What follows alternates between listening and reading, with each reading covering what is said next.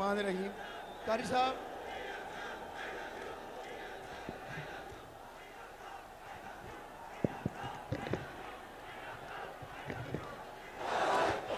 زور سے نعرہ لگاؤ. وزیر اعظم، وزیر اعظم. آواز نہیں آئی. وزیر اعظم، وزیر اعظم، وزیر اعظم، وزیر اعظم. قائد پاکستان، قائد پاکستان، قائد پاکستان، مدبر پاکستان، مدبر پاکستان. وزیر اعظم، وزیر اعظم، وزیر اعظم، وزیر اعظم، وزیر اعظم. میں تلاوت کلام پاک کے لیے گزارش کروں گا قاری امیر حیدری صاحب سے کہ وہ مائک پہ آئیں اور تلاوت کلام حکیم سے منور فرمائیں.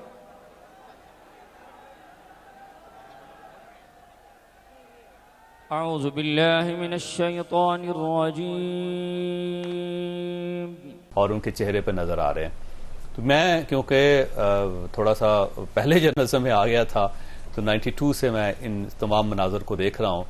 تو میں نے محترمہ بے نظیر بھٹو کی واپسی 86 میں دیکھی. جب میں اس وقت اسٹوڈنٹ تھا تو اس وقت میں نے دیکھا تھا جب وہ لینڈ کی تھیں تو جس طرح انہوں نے زمین پہ کھڑے ہو کے پاکستان کی سرزمین پہ کھڑے ہو کے آسمان کی طرف دیکھا تھا. اس وقت ان کی آنکھوں میں آنسو بھی تھے اور انہوں نے دعا بھی کی تھی. اس کے بعد میں نے پھر میاں نواز شریف صاحب کو گرفتار ہوتے ہوئے، پھر جیلوں میں جاتے ہوئے، پھر جیلوں سے رہا ہوتے ہوئے، پھر اپنے گھروں میں جاتے ہوئے بھی دیکھا. اور ان کے جو والد ہیں میاں شریف، وہ ان کے بارے میں آپ کو ایک دلچسپ چیز بتاتا جاؤں کہ جب 99 میں 12 اکتوبر 99 میں میاں نواز شریف اور ان کی فیملی کو، ان کے بھائیوں کو، ان کے بچوں کو گرفتار کیا گیا تھا تو اس کے بعد وہ جیل میں چلے گئے تھے. اور میاں شریف جو ان کے والد ہیں وہ باہر تھے اور ان کی بیگم صاحبہ جو مرحومہ ہیں بیگم کلثوم نواز وہ باہر تھی. اور بیگم کلثوم نواز نے اپنے خامد کی رہائی کے لیے اس وقت کوشش شروع کی تھی. انہوں نے پارٹی کی سربراہی سنبھالی تھی، قیادت سنبھالی تھی. اور اس سارے دورانیے میں ایک بڑی دلچسپ بات یہ ہے کہ میاں شریف اپنے صاحبزادوں سے ملنے کے لیے نہیں گئے تھے. نہ وہ کسی عدالت میں گئے، نہ انہوں نے جیل میں اپنے صاحبزادوں سے ملاقات کی تھی. اور اس وقت میاں شریف سے کہا جاتا تھا کہ آپ کا تو سارا خاندان جیل کے اندر ہے تو آپ ان سے ملنے کے لیے کیوں نہیں جاتے. تو میاں شریف کا یہ کہنا تھا کہ میں نے اپنے بیٹوں کو آزاد فضاؤں میں دیکھا تھا، میں جب تک وہ آزاد نہیں ہوتے میں ان سے نہیں ملاقات کروں گا. اور پھر میاں شریف اسی وقت ملے تھے نواز شریف کو جب میاں نواز شریف کو سعودی عربیہ بھجوایا جا رہا تھا. تو یہ ایک جذباتی قسم کے لمحے ہوتے ہیں. اور کسی بھی خاندان کے ساتھ ہو، جب عمران خان صاحب جیل سے باہر نکلیں گے تو یقیناً ان کی بہنوں کے بھی یہی جذبات ہوں گے، یا ان کی بیگم صاحبہ کے بھی یہی جذبات ہوں گے، یا ان کے کارکنوں کے بھی یہی جذبات ہوں گے. ایک افیلیشن ہوتی ہے، یاد رکھیے گا، لیڈرز کے ساتھ بھی اور فیملی کے ساتھ بھی. اگر آپ والد ہیں اور آپ کو اپنے بچوں سے دور کر دیا گیا یا آپ اپنے بچوں سے دور ہیں، خود دور ہیں یا کیا گیا ہے، جب آپ دوبارہ اپنے بچوں کے سامنے آئیں گے تو ایک ایموشنل ہونا ایک قدرتی بات ہے. تو مریم اور زید کیوں روئی وہ بھی بتائیں نا. جس طرح اسی طرح اگر والد کو دور کر دیا جائے یا بچوں کو دور کر دیا جائے تو اس کے بعد ایک جذباتی مناظر آتے ہیں. صداقت عباسی کی آپ کو ویڈیو یاد ہوگی کہ جب وہ اپنی والدہ سے ملنے گئے تھے تو کس طرح والہانہ طریقے سے انہوں نے اپنی والدہ سے ملاقات کی اور کس طرح ماں اور بیٹا دونوں دیر تک روتے رہے تھے. یہ ایک جذبات ہے، ہیومن ایموشنز ہیں، ان کے اوپر کوئی قدغن نہیں لگائی جا سکتی یا ان کو قابو نہیں رکھا جا سکتا. انسان کے بارے میں کہا جاتا ہے کہ وہ صرف انسان ہے، وہ نہ جج ہو سکتا ہے، نہ وہ سیاستدان ہو سکتا ہے، نہ وہ بزنس مین ہو سکتا ہے، کیونکہ یہ سب چیزیں فار دا ٹائم بینگ ہوتی ہیں.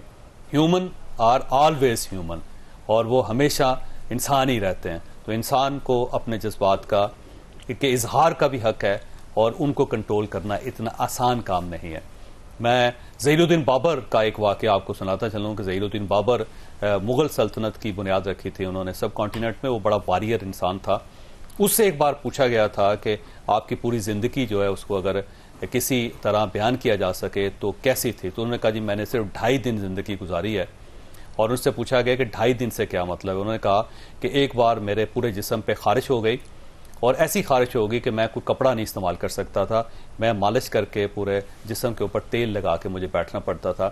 جب میرے دشمن شبانی خان کو یہ پتہ چلا کہ میں بیمار ہوں تو وہ صرف مجھے یہ دیکھنے کے لیے آیا کہ میرا جو دشمن ہے اس کی حالت کیا ہے۔ تو جب مجھے پتہ چلا کہ شبانی خان مجھ سے ملنا چاہتا ہے تو میں نے نہ صرف پورے کپڑے پہنے بلکہ شاہی لباس پہن کے سر کے اوپر تاج رکھ کے میں اس کے سامنے بیٹھا، اور وہ سارا دن صرف میری حالت دیکھنے کے لیے، میری مجبوری دیکھنے کے لیے میرے سامنے بیٹھا رہا، اور میں اس کے سامنے بیٹھا رہا۔ اور جو ہی وہ گھر سے باہر نکلا یا محل سے باہر نکلا تو سب سے پہلے میں نے اپنے کپڑے اتارے، اور میرا پورا جسم اس وقت سرخ ہو چکا تھا زخموں سے، کیونکہ میں برداشت ہی نہیں کر پاتا تھا، وہ برداشت تھی میری۔ دوسرا اس نے کہا کہ ایک بار میں کہیں جا رہا تھا تو سو گیا تو ایک اژدہے نے مجھے جکڑ لیا، اور مجھے اپنے آپ کو بچانے کے لیے سارا دن اس کے ساتھ لڑنا پڑا، اور اس کے بعد بالآخر شام کے وقت میں اپنی جان بچانے میں کامیاب ہو گیا۔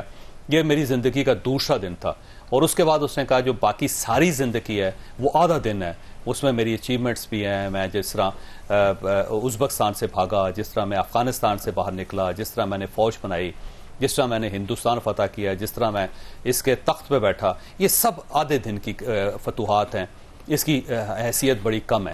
یاد رکھیے گا کہ انسان کے لیے جو ایموشن کو کنٹرول کرنا ہوتا ہے، اپنے غصے کو کنٹرول کرنا ہوتا ہے، جو ایک ناگوار سے صورتحال ہوتی ہے اس کو کنٹرول کرنا ہوتا ہے، یہ انتہائی مشکل ہوتا ہے۔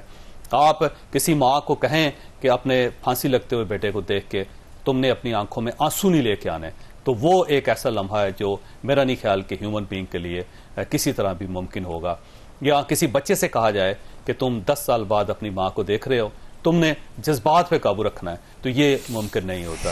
تو جذبات سب کے سانجھے ہوتے ہیں، وہ کوئی بھی شخص ہو، اس کا تعلق پیپلز پارٹی کے ساتھ ہو، اس کا تعلق کاف لیگ کے ساتھ ہو، وہ جنرل پرویز مشرف کیوں نہ ہو، وہ عمران خان ہی کیوں نہ ہو، بہرحال انسان ہوتے ہیں، اور ہم سب کو انسان کی حیثیت سے اپنی غلطیوں کو ماننا چاہیے، اپنی کوتاہیوں کو تسلیم کرنا چاہیے، اور اس کے ساتھ ساتھ انسان ہونے کا اعتراف کرنا چاہیے۔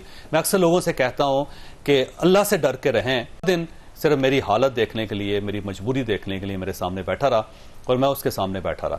اور جو ہی وہ گھر سے باہر نکلا یا محل سے باہر نکلا تو سب سے پہلے میں نے اپنے کپڑے اتارے، اور میرا پورا جسم اس وقت سرخ ہو چکا تھا زخموں سے، کیونکہ میں برداشت ہی نہیں کر پاتا تھا، وہ برداشت تھی میری۔